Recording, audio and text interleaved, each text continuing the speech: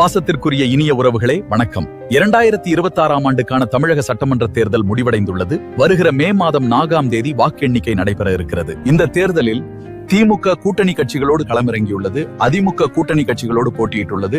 நாம் தமிழர் கட்சி தனித்தே போயிட்டுள்ளது. புதிய ஆரவாரத்தோடு தமிழக வெற்றி கழகமும் தனித்து களத்தில் குதித்துள்ளது. தேர்தலில் போட்டியிட்ட அனைத்து கட்சிகளின் நிலைமையும் மே 4ஆம் தேதி மாலை யார் அடுத்த முதலமைச்சர் என்ற நிலையும் தெரிந்துவிடும். திமுக அதிமுக போன்ற கட்சிகளிடம் பல வெற்றிகளையும் பல தோல்விகளையும் ஏற்கனவே சந்தித்தவர்கள். அதனால் எந்த முடிவு வந்தாலும் அதை ஏற்றுக்கொள்ளும் மனப்பக்குவம் அவர்களிடம் உள்ளது. நாம் தமிழர் கட்சியும் வளர்ச்சி பாதையிலிருந்து வெற்றி தோல்வி இரண்டையும் அனுபவித்துக் கொண்டே வருகிறது. ஆனால் இந்த தேர்தலில் முதன்முறையாக பெரிய அளவில் களமிறங்கி இருப்பது தமிழக வெற்றி கழகம். நடிகர் விஜய் அவர்களை ஆதரித்து இளைஞர்களும் பெண்களும் மிகப்பெரிய அளவில் கூடுவது, அவருடைய கூட்டங்கள்ல காணப்பட்ட அந்த உற்சாகம், இது ஒரு புதிய அரசியல் அலையை உருவாக்கி இருக்கிறது என்பதில் எந்த சந்தேகமும் இல்லை. ஆனா ஒரு கேள்வி இருக்கு.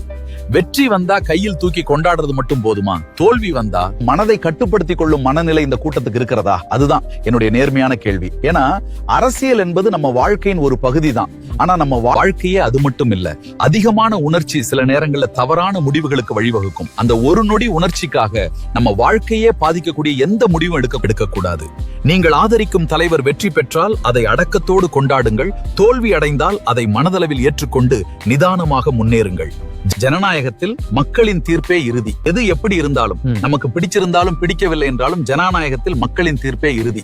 அதை ஏற்றுக்கொள்ள வேண்டும். அந்த தீர்ப்பு யாரை முதலமைச்சராக காட்டுகிறதோ அவர்தான் நம் முதலமைச்சர். அதை மனப்பூர்வமாக ஏற்றுக்கொண்டு சமநிலையோடு நாம் முன்னேற வேண்டும். அதுவே உண்மையான வலிமை, அதுவே உண்மை அரசியல் முதிர்ச்சி. இந்த தேர்தல் முடிவுகளால் யாராவது தவறான பாதையை தேர்வு செய்ய முயற்சித்தால் அதை நாம் எப்போதும் ஆதரிக்க கூடாது. தவறான செயல்களுக்கு பாசம் அல்லது கருணை என்ற பெயரில் நியாயம் கொடுக்க ஆரம்பித்து விட்டோம் என்றால் நாளை அது ஒரு தவறான முன்னுதாரணமாக மாறிவிடும். ஒரு நபரின் உணர்ச்சி தவறு ஒரு சமுதாயத்தின் வழக்கமாக மாறக்கூடாது. அதனால் எந்த சூழ்நிலையிலும் நம் மனநிலையை கட்டுப்படுத்திக் கொண்டு சரியான பாதையை தேர்வு செய்வது நம்முடைய பொறுப்பு. இறுதியாக உங்களிடம் நான் சொல்லுவது, ஒரு தலைமுறை எப்படி சிந்திக்கிறது என்பதுதான் நாளைய சமுதாயம் எப்படி இருக்கும் என்பதை முடிவு செய்கிறது.